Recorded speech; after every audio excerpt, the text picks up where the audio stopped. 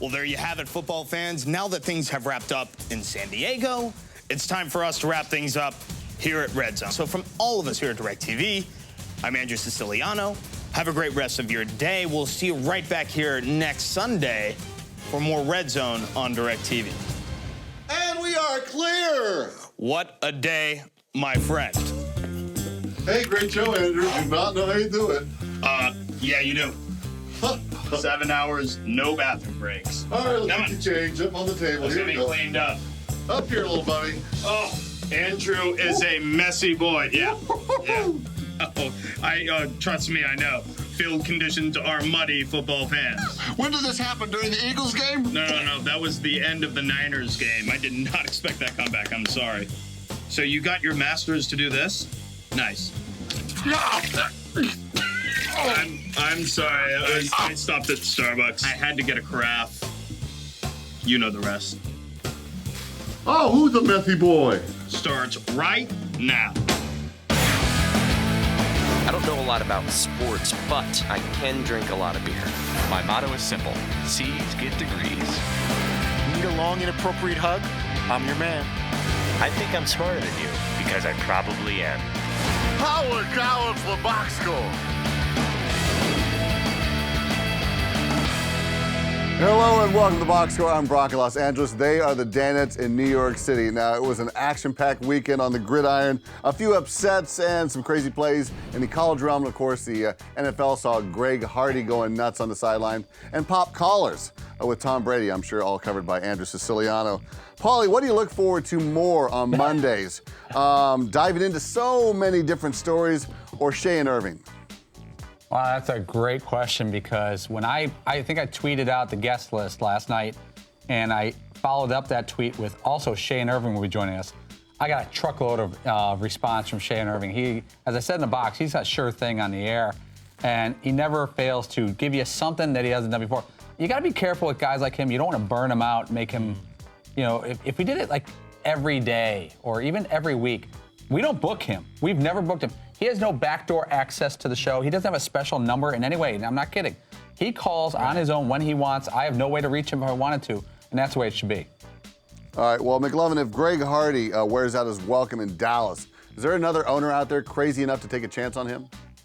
Oh, dude, there was a bidding war for Greg Hardy. That's why Dallas ended up paying so much for him. Are you kidding me?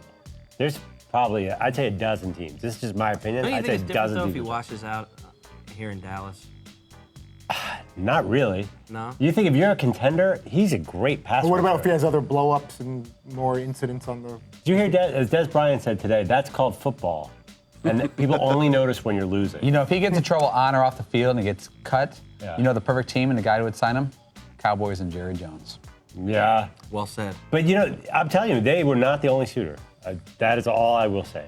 Well, a man who's had to deal with a knucklehead or two is OSU coach Urban Meyer. And he gave Paul Pabst a little taste of a sideline ripping.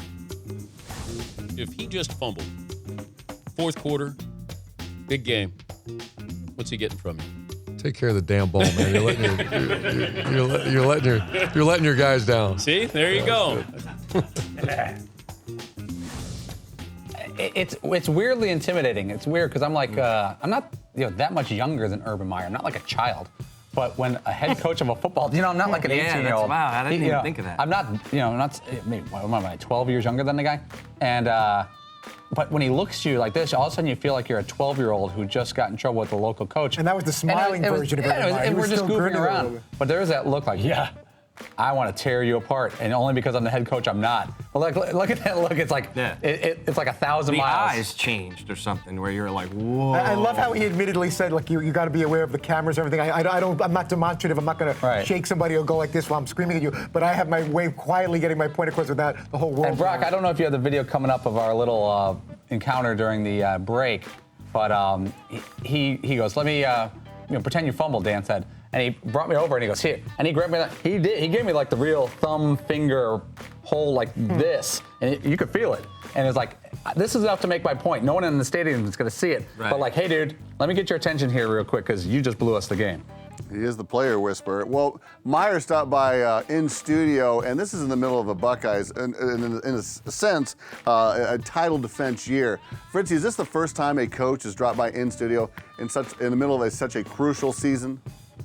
That's a good question. I would have to go back to my my crazy notebooks and look, but certainly in recent years, I don't think I think this has been kind of a unique situation, and it worked out perfectly. They were playing at Rutgers, and he was able to go from Jersey right over to New York and maybe appear on some other shows. But it was great having him here with us, and I know how much the mutual respect Dan has for Urban and vice versa, and we've had him on the show so many times, but to physically have him here in studio and grab Paulie's arm and have some fun with us and get into some personal things as well about his approach to coaching and health-wise, how that affects you was good stuff.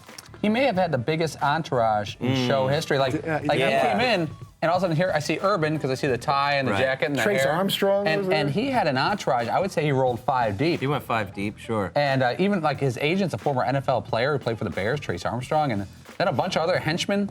And that was a top flight entourage. Well, Urban's an intimidating guy, and I didn't go say hello to him when he came in. He came, sat down, did the whole. Normally, when somebody comes in the studio, you just jump over, hey, how you doing? Thanks for coming in. Nice to meet you, kind of thing.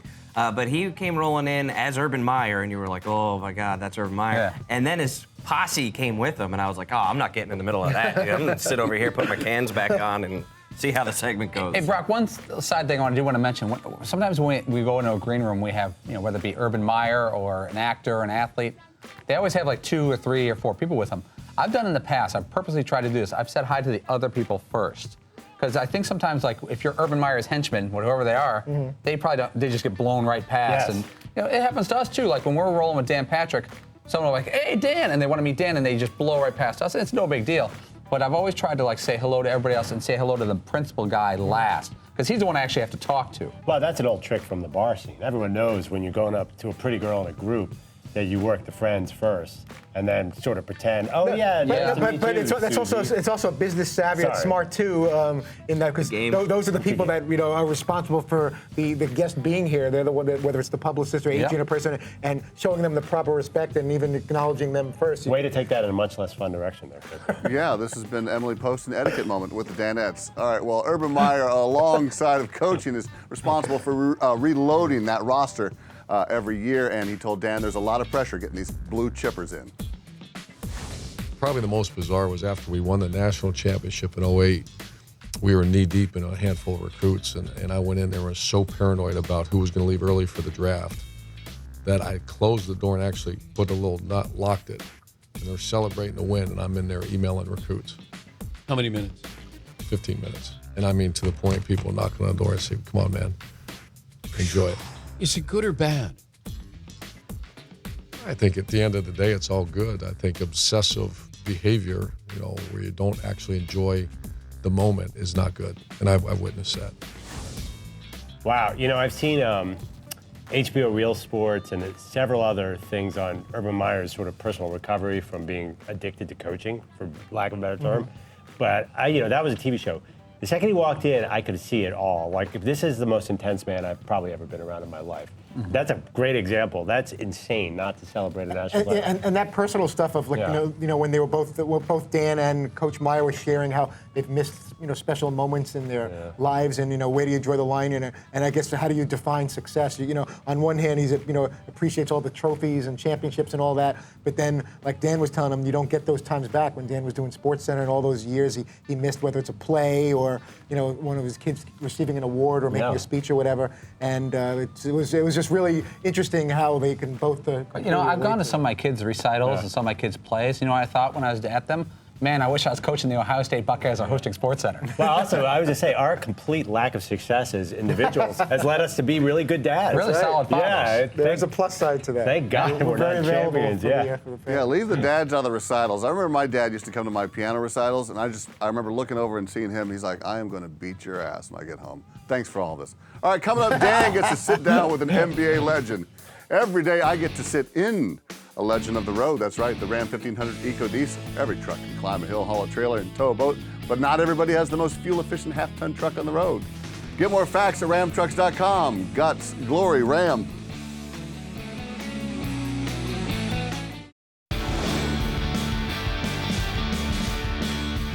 When you hear Michael Jordan's the best player of all time, how do you react? I react by saying those people probably didn't see Oscar Robertson play, and they didn't see Jerry West play. Some of the guys that played when the games weren't televised. But why isn't your name there?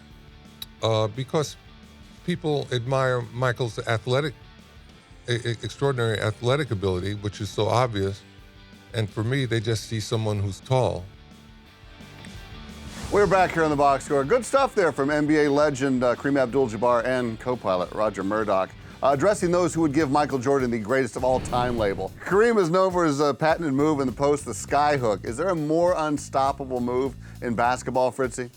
I love it. My dad used to do it back on the courts in Brooklyn. Nothing compared to Kareem, but my dad was great with the hook shot, and I started mimicking what he was doing. And granted, 9 out of 10 times I throw it over the backboard or it comes nowhere near it. That's not true. But that 10th time, when I play Paulie, I'm more motivated. I'll hit a couple. You have more range on your hook shot than Kareem. But when it goes in, it's like, wow, my God, I can't believe you just hit a hook shot from that far away. But when it misses, it's like you look like the biggest chucker and nobody wants you on your team. But that's the fact that Kareem was able to do it with both hands, and I'm all left, as they all know. They know exactly where to follow me when we're all playing. You know what would be great? If we got a camera crew and brought you up to Harlem or over to the Bronx and found a court where there's some ball going on, and have you go out in your cut off white shirt, your high socks. I would hope I could hit at least your one. New Balance, your headband, and you just start jacking threes with your hook shot. Yeah, Did you see the reaction to the? Oh, that'd be good TV. Imagine if he just caught fire and was hitting them from all over the place. Some 6'7" guys trying to cover you. They're all teasing each other. Like the Kevin Love,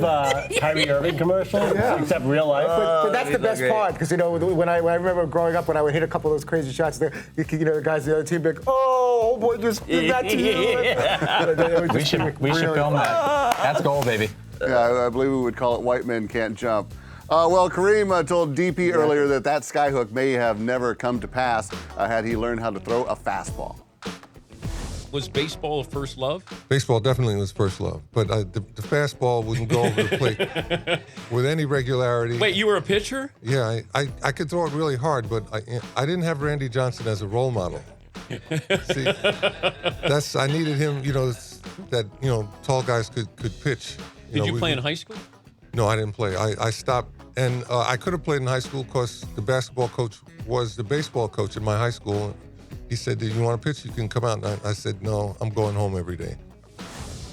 Man, I at a certain age I started getting a little nervous playing baseball because the pitchers were erratic. Yeah. But little 5'3" Danny Greenberg in the Jewish Youth League throwing at me. Imagine if we're gonna take out Greenberg and put in Abdul-Jabbar and then 7-footers throwing. That was the worst thing, playing Little League and knowing you have to bat against this pitcher that threw really hard and threw it anywhere but in the strike zone, or you're on deck and your friend just got hit in the head or the leg with a pitch, and you want to be anywhere else but having to bat next against. By the way, we can't mention this, and we're not making fun of the guy because when Kareem Abdul-Jabbar came in, I've never seen him in person before, and he's a full 7 feet still, even though guys shrink as they get older. His publicist agent was about 4'11", which really nice guy, works either for HBO or something. And for them to walk in together, I was like, is this a bit? Is someone playing a joke on it? It's like the movie Twins. Yeah, because this guy was a short gentleman. He was probably honestly, he's probably 5'2". Yeah, he was it's hard that he just looks 4'11" next to Kareem. But it makes Kareem look like he's 9 feet tall. Right. He walked in, I was like, is this, I'm going to put him in his little pocket. Little baby, old pouch. All right, well, the stories kept on coming from the captain as he told Dan about the time he ran into a legend on the playground, Earl Monroe. He had his own cheering section. He came out and there were people running around talking about Jesus, Jesus, and I'm like, wait a minute. He was the first Black Jesus? That I know of. So he comes out and he has on a white low cut and a black high top, and the game starts, and I didn't start the game, but the game starts and he's doing all this weird stuff with the ball. He hasn't even crossed half court, and then he jumps up in the air and throws a pass with topspin. It goes 3/4 of the court, hits the ground, and catches somebody in stride that catches it and lays it up. I was like, oh. we're gonna have a game today, Is that question to live?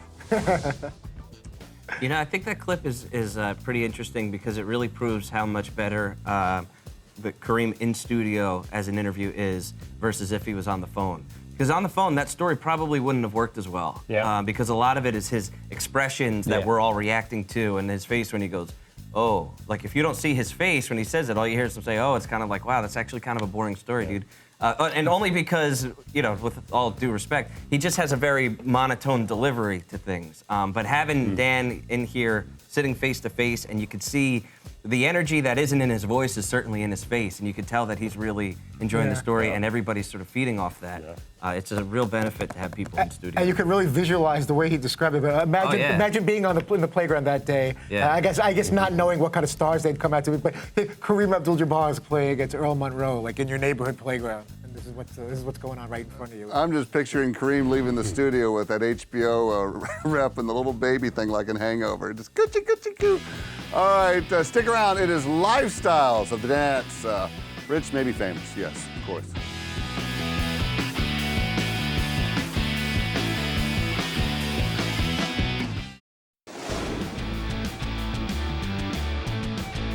Have any of you guys had your wife leave your house for a couple days for a trip and leave you with the house by yourself?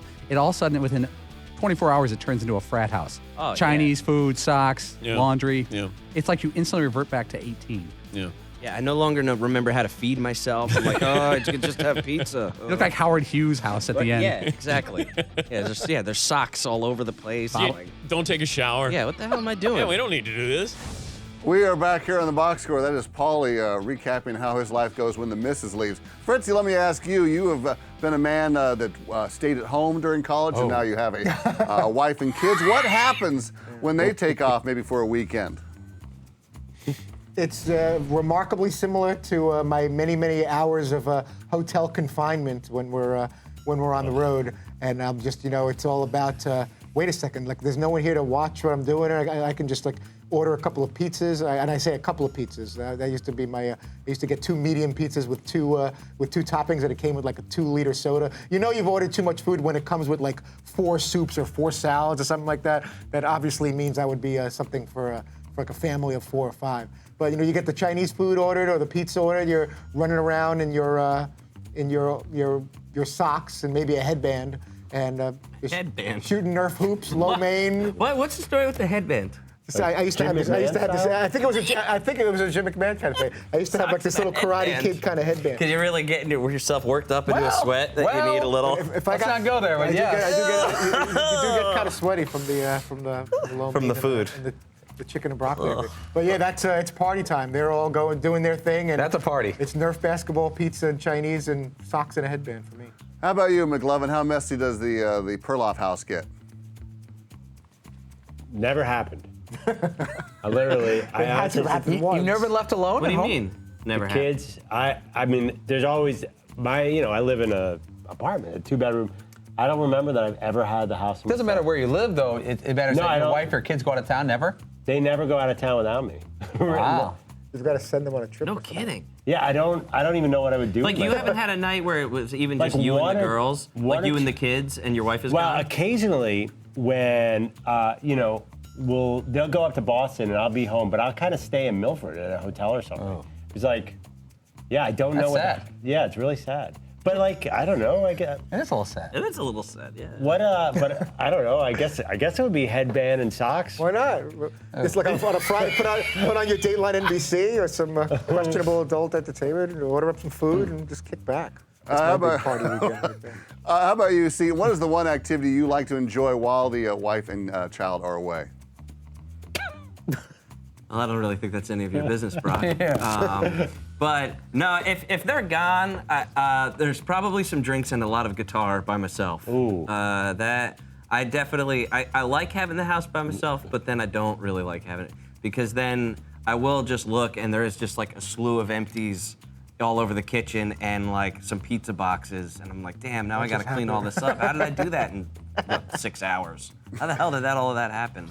And that I don't mind. I don't mind my own like, I can't like take care of myself. I'm a total mess.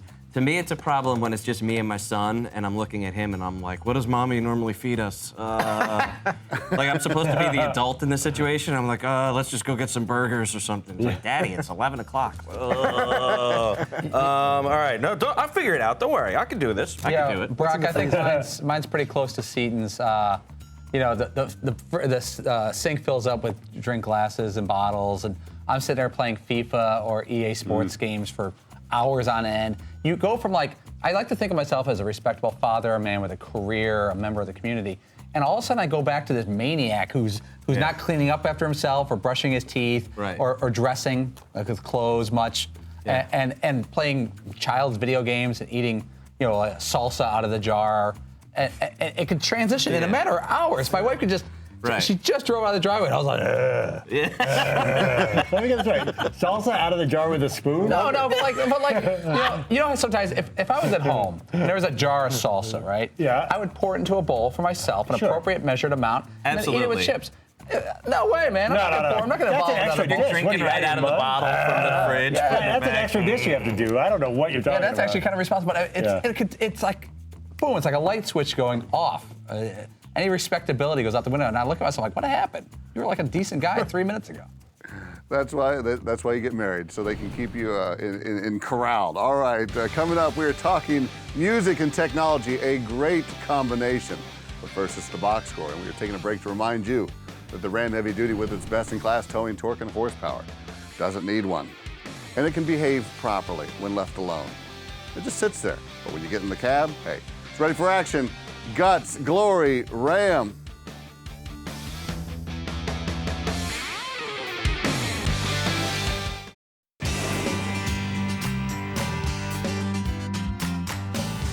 We are closing up shop here on the Boxer. Guys, it was 14 years ago that the music would never be the same. The iPod came out.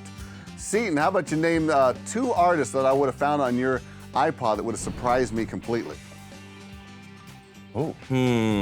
Oh, man, surprise you completely. Bread and John Denver. Yeah. I love those. Baby, I'ma need you. Yeah, I got them on there. Paul, you were all fired up about maple syrup this morning. Have you found a maple syrup app for your iPhone or iPad? Wow, I don't have an iPhone or iPad, but I think I have a Samsung, but they make apps. I've never seen a maple syrup app. And you know what? I was in Vermont, shockingly, a couple months ago, and I was at this place, and they had these energy packets. They had like different things like Cliff Bars and stuff, and they had maple syrup energy goo packets. Really? And it was and the covers were plaid. So like the encasement was red and tan plaid, and it was a maple syrup energy thing for runners and bicyclists. Perfect thing for you. And I was like, man, I don't know if that's going to sell 10 of those things totally. But it seemed like a cool idea Right for out of maple your syrup. business model. I thought the open today was really fun with the maple syrup, though. Yeah, it was. All right, Fritzy, you recently made the switch from the iPhone. Since your long-lasting BlackBerry crapped out on you, what was the switch like for you? Were you able to adapt to the technology? I will let you know when I'm officially comfortable with the new technology. The thing I like, the BlackBerry was a lot smaller. The typing was a lot easier. I can obviously do a lot more. Yeah, and I know the rest of the guys noticing appreciate me this. using it. You do have somewhat dainty fingers for a man of your. I often, I don't know, man, if my fingers are too small. Don't you think he has dainty fingers? I can't possibly comment on that. I'm still having trouble. I'm still having trouble typing with, and it still feels like a little too tablety. The iPhone. But ultimately, it does so much more than the BlackBerry. And the BlackBerry got to a point where it literally just like blew up. I couldn't do anything anymore. Wait, it literally blew up? Like in your hand? Exploded. It didn't like. It wasn't It literally smoking. means that actually happened. Well, it totally shut down, and I couldn't restart it. So I was like very frustrated. It gave up on you. I took it to a store, and it was kind of funny. And the first thing was I walked in, and 2 guys were like, Fritzy, so that was already nice. It was already kind of funny that like they would recognize it from the show. And then I'm begging them to please, can you figure out a way to make this work? And they're plugging things in, they're attaching it to their computer and trying to restart it. Did you have all of your information on it saved so it could go to the next device? I did not, because I don't know how to save things or put things into my contacts or any of those kind of things. So have you ever tried to learn? No. That's what my wife's for.